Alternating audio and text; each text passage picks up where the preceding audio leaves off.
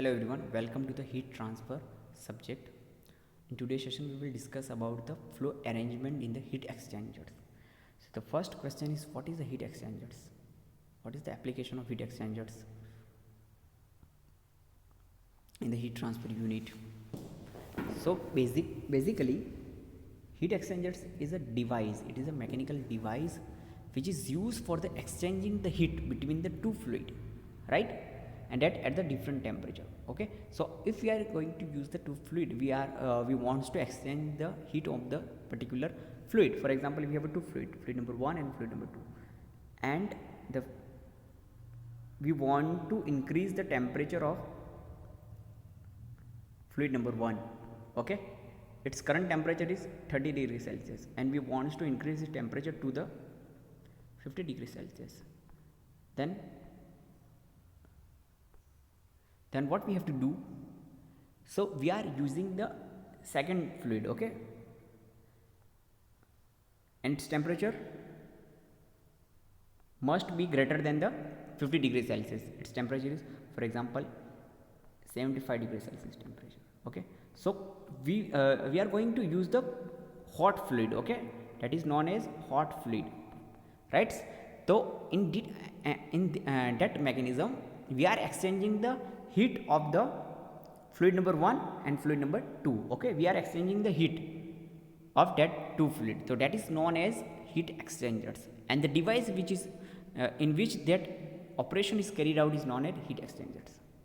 Okay, so heat exchangers is a device which is used for exchanging the heat between the two fluid that are at the different temperature.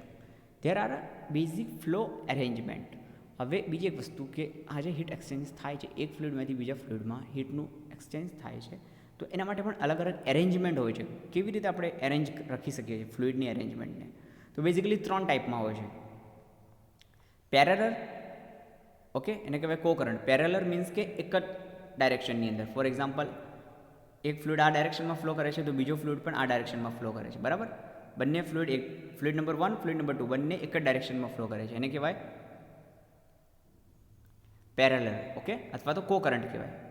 Second છે counter current. Counter કરંટનું meaning શું થાય છે કે એક fluid આ ડાયરેક્શનમાં flow કરે છે અને બીજો ફ્લુઇડ એના અપોઝિટ ડાયરેક્શનમાં ફ્લો કરે છે. કાઉન્ટર કરંટ મીન્સ કે એકબીજાના અપોઝિટ ડાયરેક્શનમાં ફ્લો કરે છે. અને ક્રોસ, થર્ડ નંબર છે ક્રોસ. ક્રોસ ફ્લોનો મિનિંગ થાય છે કે બંને ફ્લુઇડ એકબીજાને ક્રોસ કરે છે, બરાબર? ફોર એક્ઝામ્પલ, એક આ રીતે છે અને એક આ રીતે છે, તો બંને એકબીજાને શું કરે છે? ક્રોસ ફ્લો કરી રહ્યા છે, બરાબર?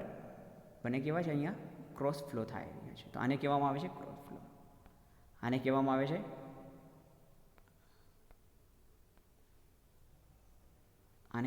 છે પેરેલલ ફ્લો અથવા તો કો કરંટ, એટલે એક જ ડાયરેક્શનની અંદર. આ જે ટાઈપ છે એને કહેવામાં આવે છે કાઉન્ટર કરંટ, મીન્સ કે એકબીજાના ઓપોઝિટ ડાયરેક્શનમાં, બરાબર? તો આ 3 મેકેનિઝમ આવી રીતે વર્ક કરે છે, બરાબર?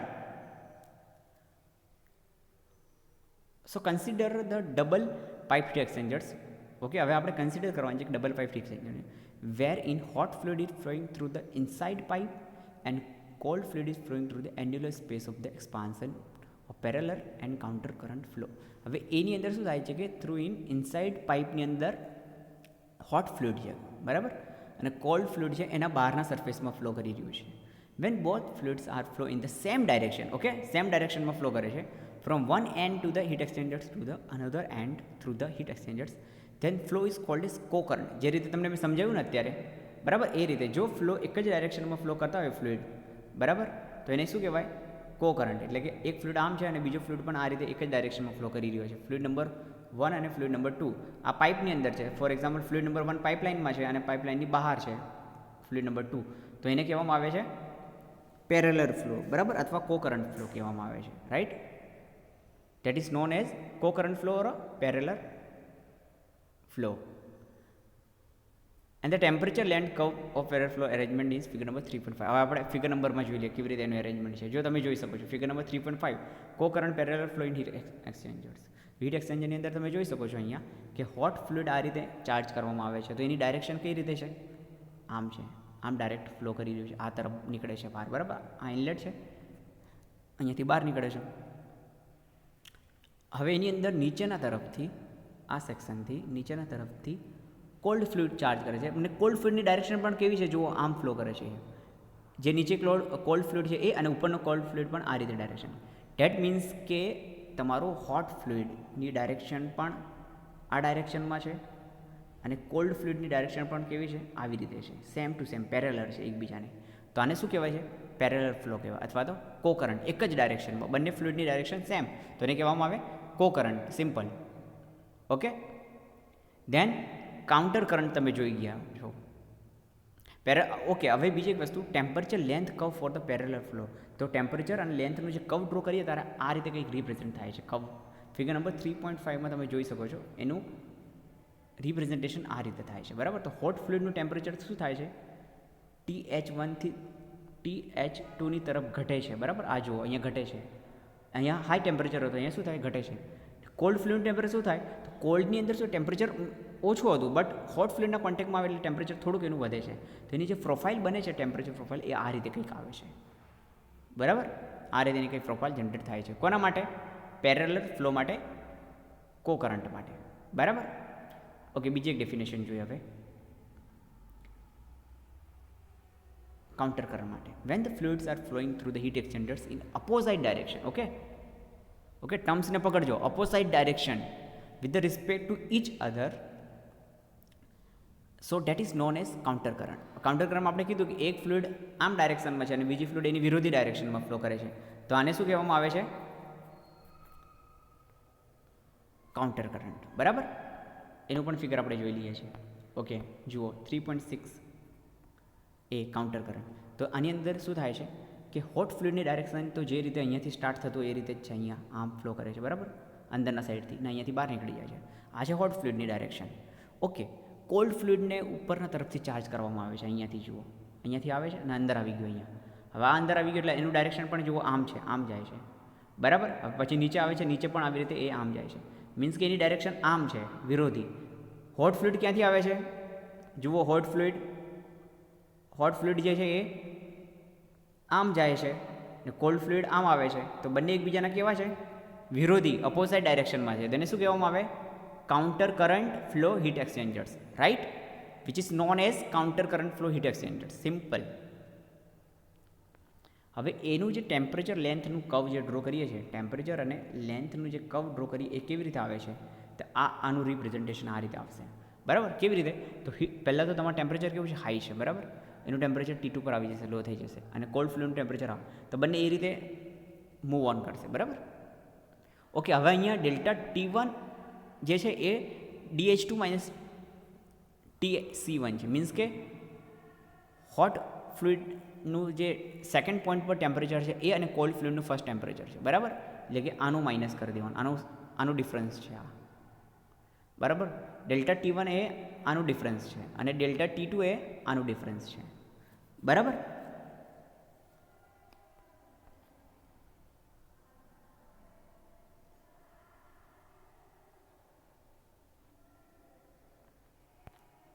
ત્યારબાદ ક્રોસ ફ્લો જોઈએ. ક્રોસ ફ્લો મીન્સ એકબીજાને ક્રોસ કરીને ફ્લો કરે. So when the fluid are directly at the right angle to each other and through the heat exchanger, then the flow arrangement is called the cross flow. Okay, cross ફ્લોની arrangement આપણે જોઈ લઈએ છીએ હવે. તો આ જોઈ શકો તમે, આગળ મેં તમને જે રીતે ડિસ્ક્રિપ્શન આપ્યું હતું, એક ફ્લુઇડ આમ આવે છે અને એક ફ્લુઇડ આમ આવે છે, બરાબર. Hot fluid, for example, hot fluid અહીંયાથી ઇન થાય છે, આ હોટ ફ્લુઇડ છે ને આ કોલ્ડ ફ્લુઇડ છે. તો આ અરેન્જમેન્ટને શું કહેવામાં આવે છે, cross flow heat exchangers, right. બંને એકબીજાને શું થાય છે, ક્રોસ થાય છે, અહીંયા બંને એકબીજાને ક્રોસ થાય છે અને એના લીધે એને કહેવામાં આવે છે cross flow heat exchangers, right.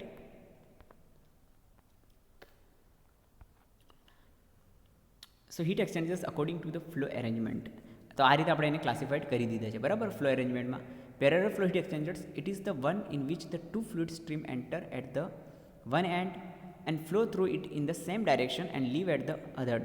For example, double pipe heat exchangers, silent tube heat exchangers can be operated in the parallel flow fashion.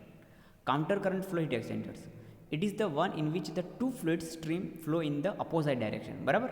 And for example, double pipe heat exchangers, silent tube heat exchangers can be operated in this way. તો silent tube heat exchanger બંને રીતે operate કરી શકે છે, બરાબર.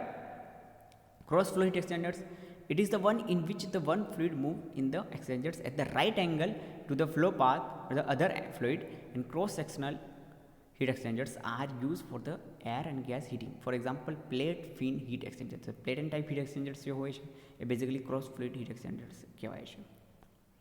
Okay, ત્યારબાદ counter current flow versus co current. તો બંને વચ્ચેનું ડિફરન્સ શું છે બેઝિક, બંને વચ્ચેનો કયા પોઈન્ટ્સને આપણે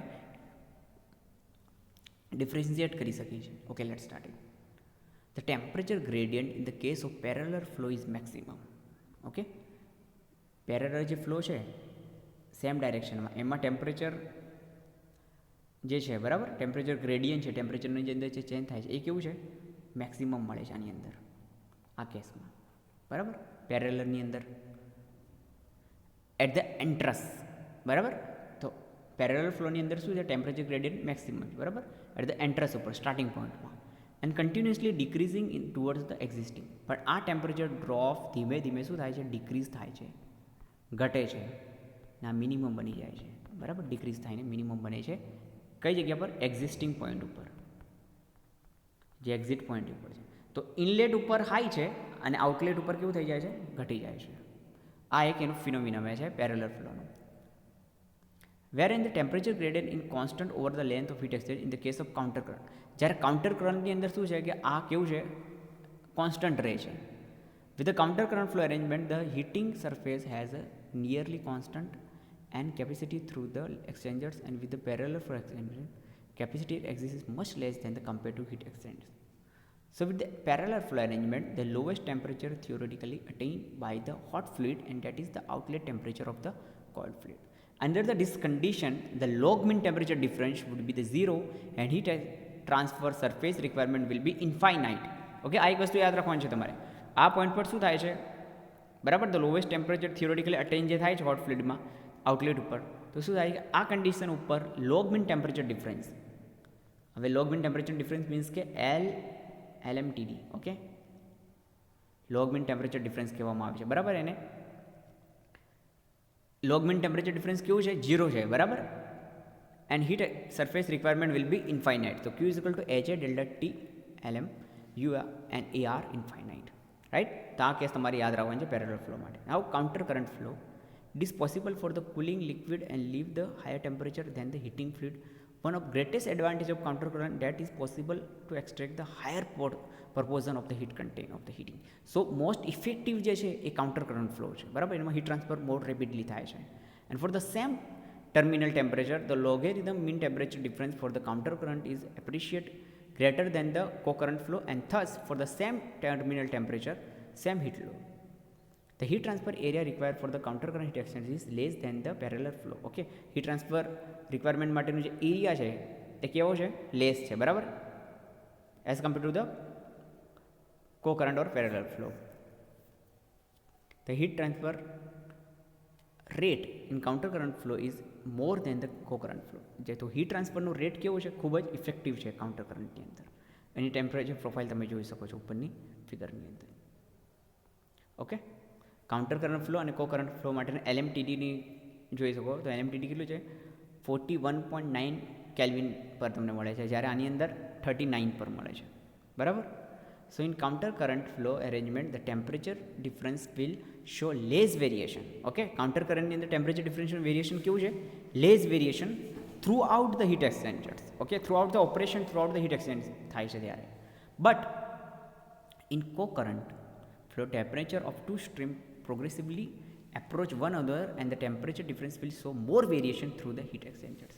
Okay, તમે આ ફિગર જોઈ શકો છો, સિમ્પલ. નંબર 1 જે છે એ કો કરંટ માટે છે બરાબર. તો કો કરંટમાં ટેમ્પરેચર વેરિએશન જુઓ કેટલું નેગ્લેજેબલ છે, એકદમ ઓછું છે બરાબર, ટેમ્પરેચર વેરિએશન એટલું બધું અફેક્ટ કરતું નથી.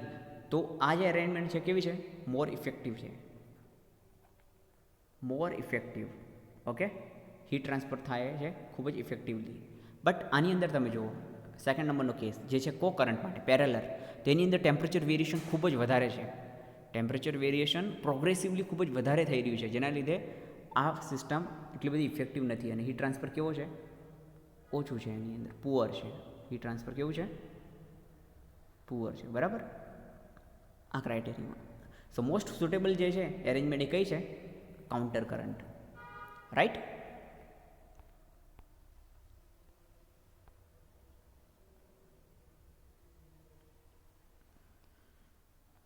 ઓકે, આગળનું જે પોઈન્ટ્સ છે આપણે નેક્સ્ટ લેક્ચરમાં ડિસ્કશન કરીશું. ઓકે, તો આજના સેશનની અંદર આપણે શું જોઈ ગયા છે? હીટ એક્સચેન્જર્સની એરેન્જમેન્ટ, ફ્લુઇડની એરેન્જમેન્ટ. તો હીટ એક્સચેન્જ થવા માટે બે ફ્લુઇડની રિક્વાયરમેન્ટ રહે છે, fluid number 1, fluid number 2. Okay, હવે એ બંને ફ્લુઇડની એરેન્જમેન્ટ કેવી રીતે રાખવાની જેથી તમારું મોર સુટેબલ હીટ ટ્રાન્સફર થાય મોર ઇફેક્ટિવલી, તો એનું ડિસ્કશન આપણે 3 ડેફિનેશન જોઈ ગયા છે. 3 એરેન્જમેન્ટ હોય છે, બરાબર? પેરેલર, એને કહેવાય કો current, counter current second number, અને થર્ડ છે ક્રોસ ફ્લો. આ 3 એરેન્જમેન્ટ હોય, 3ની ડેફિનેશન અને ફિગર અને એના ટેમ્પરેચર અને લેન્થના કર્વ આપણે જોઈ ગયા છે, બરાબર? તો આટલું બેઝિક કોન્સેપ્ટ ક્લિયર થઈ ગયું છે. નેક્સ્ટ લેક્ચરની અંદર આપણે એનું આગળનું ટોપિક કવર અપ કરીશું. Okay, thank you for your kind attention.